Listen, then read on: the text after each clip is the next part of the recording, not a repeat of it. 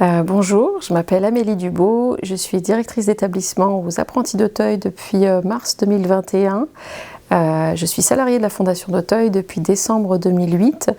Alors, la Fondation Apprentis d'Auteuil existe depuis 1866. C'est l'abbé Roussel qui a créé la fondation.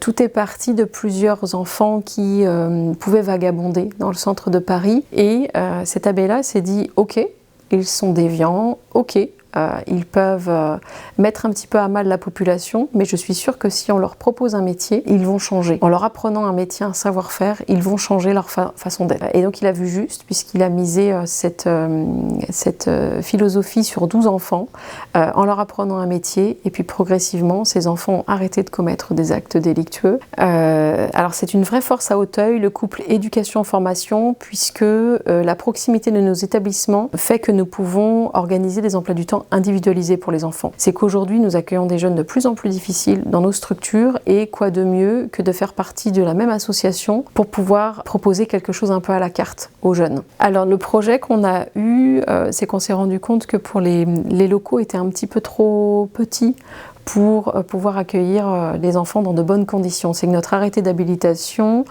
prévoit un accueil pour des enfants de 12 à 21 ans. Et en fait, on n'a pas la même façon de pouvoir appréhender son adolescence, voilà, quand on est en 6e et quand on est en 3e année de licence. Donc il fallait des espaces en tout cas qui soient pensés différemment.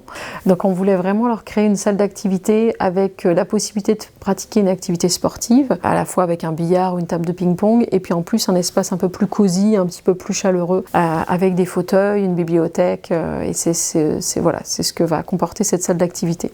Et la Fondation Carnae nous permet vraiment de pouvoir permettre aux jeunes de s'exprimer sur qu'est-ce qu'on voudrait, en fonction de leur talent, leur volonté, à chacun de pouvoir se sentir bien dans un lieu, et bien leur permettre peut-être de s'exprimer chacun sur comment est-ce qu'ils verraient la salle d'activité. Cette enveloppe est pour nous une bouffée d'air pour chacun d'entre eux, et quand je leur avais dit d'ailleurs, on a été choisi par la Fondation Carnae pour bénéficier de cette enveloppe, ils se disaient mais c'est énorme. En fait, on est tellement habitué à entendre non, c'est pas possible, on n'a pas l'argent, que là, le fait de pouvoir dire on a la possibilité de, c'était pour eux surréaliste en fait. Donc on permet aux jeunes, la Fondation aujourd'hui va permettre aux jeunes de rêver.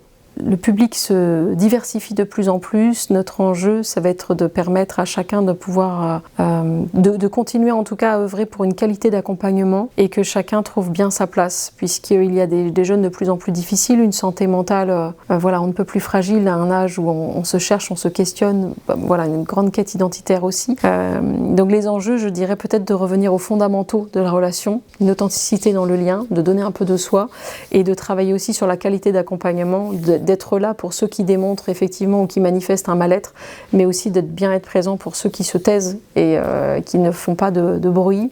Eh bien, Carnae, pour moi, je dirais des personnes qui vont à la rencontre des populations vulnérables pour comprendre leurs besoins, des personnes accessibles qui s'intéressent, et puis comme tout à l'heure j'ai parlé de rêves, je dirais des magiciens, parce qu'ils vont permettre aux jeunes de pouvoir avoir des choses qu'ils n'auraient jamais pu imaginer auparavant.